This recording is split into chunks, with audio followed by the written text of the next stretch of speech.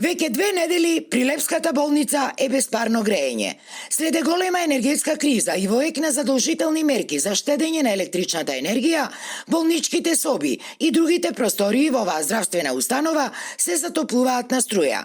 Причина – дефект на 40 години стариот водоводен систем за централното греење, а на чие отстранување веќе се работело, се правдаат од болницата.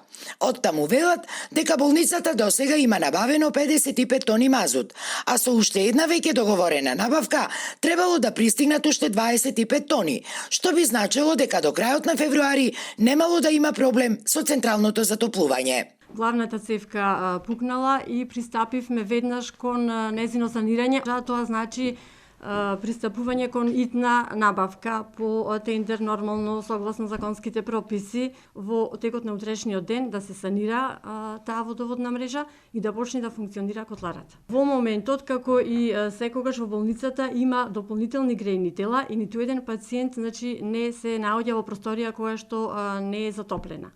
Сите пациенти се сместени во оние простории каде што имаме дополнително грејње, а тоа значи клими и дополнителни грејни тела. Од друга страна, при Лепската болница во континуитет се соочува и со други сериозни проблеми, а на кои се побурно реагираат и граѓаните, но и вработените.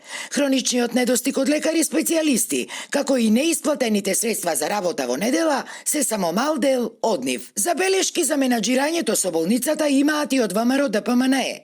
За нив тоа е лошо и недомајкинско и оди на штета на граѓаните. Класичен пример за неспособност и немање апсолутно никакво чувство за менаџирање.